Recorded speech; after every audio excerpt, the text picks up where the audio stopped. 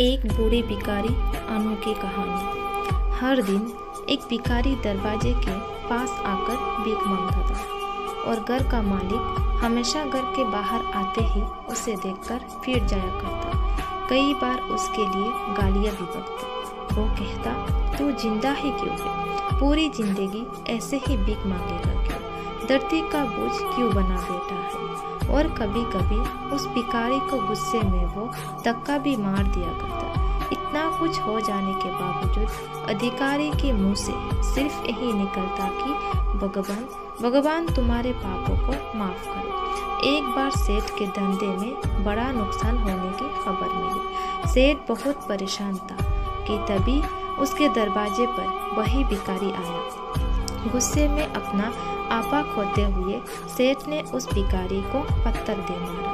पत्थर लगने के कारण भिखारी का सर फूट गया और उसके सर से खून बहने लगा। फिर भी दर्द से कराहते हुए भिखारी ने इतना ही कहा, भगवान तुम्हारे पापों को माफ करो। भिखारी वहां से चला गया। सेठ सोच में पड़ गए। भिखारी को पत्थर मारा, फिर भी उसने सिर्फ प्रार्थना की। सेठ का गुस्सा शांत हुआ, शोर का मन शांत हुआ।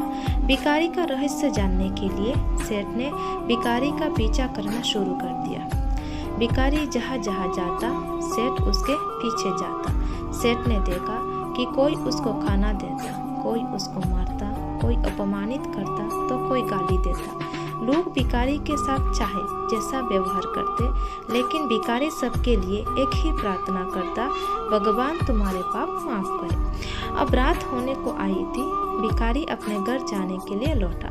वो अपने घर पहुंच गया, लेकिन सेठ अब भी उसका पीछा कर ही रहा था। एक पुरानी टूटी हुई खटिया पर एक बूढ़ी औरत लेटी हुई थी। काफी कमजोर और बीमार लग रही थी। वो भिखारी की पत्नी थी। अपने पति को वापस आता देख वो खाट से उठ खड़ी हुई। पत्नी ने अपने पति के भीख वाले कटोरी में देखा, उसमें सिर्फ आधी बासी रोटी थी।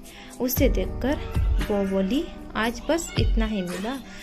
और हाँ, आपके सिर से खून निकल रहा है, ये चोट कैसे लगी? बूढ़ा भिखारी बोला, आज बस इतना ही मिला। किसी ने कुछ दिया नहीं, सबने गालियां दी और एक ने पत्थर भी फेंका, इसलिए मेरा सर फट गया।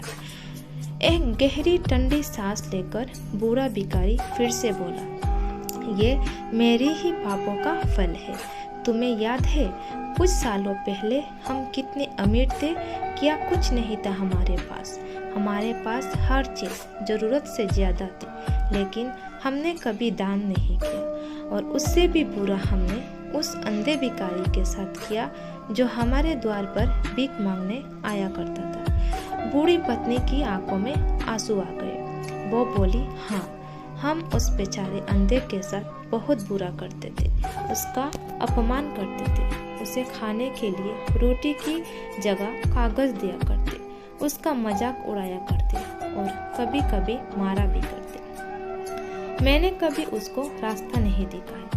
एक बार मैंने उसके मुंह पर मिट्टी भी फेंकी थी और वो हमेशा दुखी होकर यही कहता कि भगवान तुम्हें तुम्हारे किए की सजा देगा, भगवान तुम्हारे पापों की सजा जरूर देगा। उसका श्राप सच हुआ और हम इस दुख भरी जिंदगी में आ गए। भिखारी बोला, हाँ, उसका श्राप सच हुआ, इसलिए मैं किसी को बद्दुआ नहीं देता। चाहे कोई मेरे साथ कैसा भी बर्ताव करे, मैं हमेशा उसके लिए प्रार्थना करता हूँ। मैं नहीं चाहता कि कोई भी हमारी जैसे जिंदगी का अनुभव करे, किसी को भी हमारी जैसे दुखों का सामना करना पड़े। वो नहीं जानते कि वो कितना बड़ा पाप कर रहे हैं, इसलिए अनजाने में हुए पाप की ऐसी सजा किसी को भी मिले मैं नहीं चाहता। सेठ वहीं पर छुपकर ये सारी बातें सुन रहा था। अब उसे सब कुछ समझ में आ गया था। भिखारी और उसकी पत्नी ने वो आधी रोटी मेल बांट कर खाई और भगवान को धन्यवाद बोलकर सो गए। अगले दिन बड़ा भिखारी फिर से भीख मांगने गया। सेठ के घर के सामने जाते ही सेठ ने पहले से गरम रोटियां उसके लिए निकाल कर रखी थी। उसे देते हुए सेठ विनम्रता से बोला, माफ़ कर दीजिए बाबा, उसे बहुत बड़ी गलती हो गई। बूढ़ा भिखारी बोला, भगवान तेरा भला करे। इतना कहकर वो आगे निकल गया। ये कहानी आपको कैसी लगी कमेंट करके ज़रूर बताइएगा। कहानी पसंद आए तो लाइक, शेयर और चैनल को सब्सक्राइब जरूर कीजिएगा। वीडियो को पूरा देखने के लिए थैंक यू और मिलते हैं अगले वीडियो में। तब तक के लिए बाय बाय।